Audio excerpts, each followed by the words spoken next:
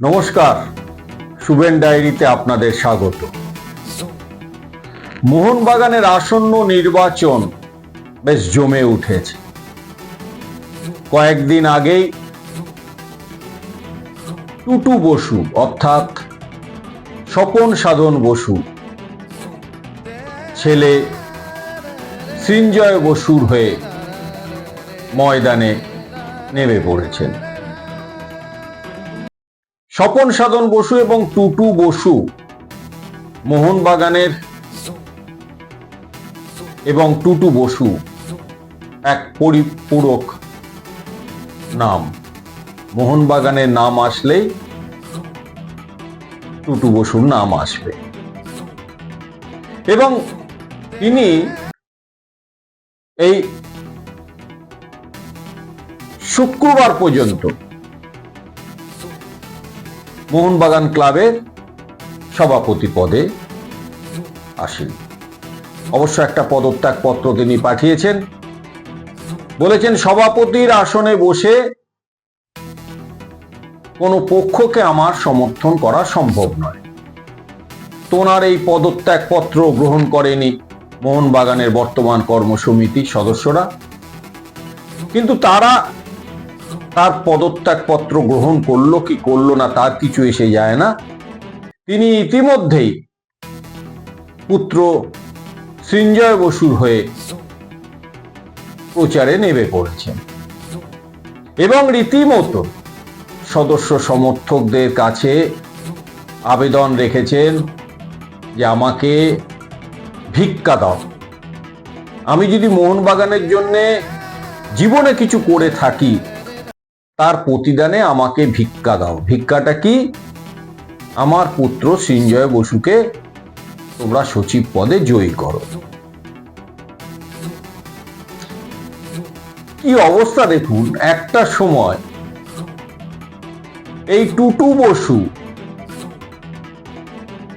এই দেবাশিস দত্ত মানে বর্তমান ক্লাব সচিব দেবাশিস দত্ত এবং টুম্পাইকে নিয়ে একটা সময় টুটু বসুর অভিন্ন বন্ধু অঞ্জন মিত্রর বিরুদ্ধেও বিদ্রোহ করেছিলেন। সেই টুটু বসু এখন দাবি করছেন যে দেবাশিস দত্ত অর্থাৎ বর্তমান ক্লাব সচিব দেবাশিস দত্ত মিত্র পরিবারে ভাঙন ধরিয়েছেন, অর্থাৎ অঞ্জন মিত্রর পরিবারে ভাঙন ধরিয়েছেন। এবার নাকি দেবাশিস দত্ত উদ্যত হয়েছে বসু পরিবারে ভাঙন ধরানোর জন্য। এতদিন এইসব কথা ওনার মনে ছিল না, হঠাৎ করে এইসব মনে পড়ল। এখন বসে থাকতে রাজি নন দেবাশিস দত্ত এবং সত্যি কথা বলতে গেলে ময়দানে এই মুহূর্তে যথেষ্ট যোগ্য সম্পন্ন একজন ক্রীড়া প্রশাসক দেবাশিস দত্ত। এখন দেবাশিস দত্তর অভিযোগ যে সৃঞ্জয় বসুর মালিকানাধীন যে কাগজ, সেই কাগজে এই মোহনবাগান নির্বাচন ঘিরে একটা তৃণমূলের নেতা মন্ত্রীদের মধ্যে একটা বিভেদ সৃষ্টি করছে, যেটা সৃঞ্জয় বসুর মালিকানাধীন পত্রিকা, সেই পত্রিকাতে এমন একটা খবর বেরিয়েছে, তাতে এমনভাবেই সেটা প্রকাশ হয় যে তৃণমূলের নেতা কর্মীরা সবাই এই মোহনবাগানের নির্বাচন ঘিরে একটা নিজেদের মধ্যে লড়াই করছে। ছাড়বার পত্র নন দেবাশিস দত্ত, তিনি শুক্রবারই সৃঞ্জয় বসুকে এই বিষয়ে একটা আইনি নোটিশ পাঠিয়ে দিলেন। তার মানে মোহনবাগানের নির্বাচনের নবতম নাটকের সূচনা হলো। এদিকে আপনাদের জানিয়েছি রাজনীতির প্রভাব ইডেনে আদৌ আইপিএল এর ফাইনাল এবং প্লে অফ হবে কিনা তা নিয়ে ভীষণভাবে সংশয় বাড়ছে। সিএবি কর্তারা মুখে যাই বলুন না কেন, এখনো পর্যন্ত বিসিসিআই কর্তাদের হাব ভাব কথাবার্তায় যা বোঝা যাচ্ছে, ইডেনকে তারা ফাইনাল ম্যাচটা দিতে তীব্র অনীহা আছে। আবহাওয়া দপ্তর এখনো নিজেরা জানে না যে 3রা জুন আদৌ বাংলার আবহাওয়া কেমন থাকবে, কিন্তু বিসিসিআই কর্তারা জেনে গেছেন যে ইডেনে ওই সময়টা ভীষণ, বা কলকাতাতে ওই সময়টা ভীষণ বর্ষা হবে, সেই কারণে ফাইনাল ম্যাচ করার ক্ষেত্রে বিঘ্ন সৃষ্টি হতে পারে। মুখে বলছে না, মানে একে ওকে দিয়ে বলাচ্ছে, মানে ম্যাচটা সরিয়ে নিয়ে যাওয়া হবে। এখনো পর্যন্ত বিসিসিআই কর্তারা ঠিক করে রেখেছেন। আসরে নেমেছেন সৌরভ গাঙ্গুলি,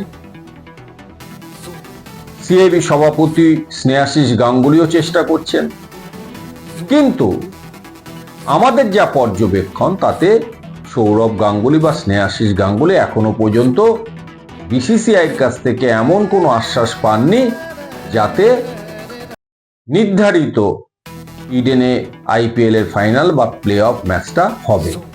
বিসিসিআই কর্তারা এই ম্যাচ দুটোই কলকাতা থেকে সরাতে চেষ্টা করছে। আর এর তীব্র বিরোধিতায় নেমে পড়েছেন বঙ্গের বেশ কিছু ক্রিকেট প্রেমী। শুক্রবার তারা সিএবির সামনে বিক্ষোভ জানালেন, ধিক্কার জানালেন ভারতীয় ক্রিকেট কন্ট্রোল বোর্ডের কর্মকর্তাদের প্রতি।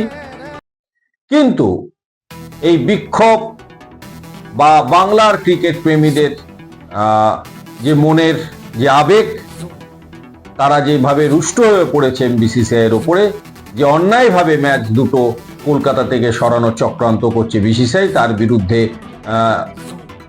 ক্রীড়াপ্রেমী মানুষ, বাংলার ক্রীড়াপ্রেমী মানুষরা কিন্তু যথেষ্ট ক্ষুব্ধ।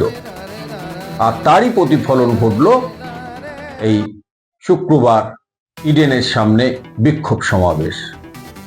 কিন্তু এই বিক্ষোভ সমাবেশ বা সৌরভ গাঙ্গুলির চেষ্টা বা স্নেহাশিস গাঙ্গুলির সিএবির চেষ্টা আদৌ সফল হবে কিনা তা নিয়ে কিন্তু দিনকে দিন সংশয় বাড়ছে। নমস্কার, দেখতে থাকুন শুভেন ডায়েরি। ভালো লাগলে সাবস্ক্রাইব করুন, শেয়ার করুন।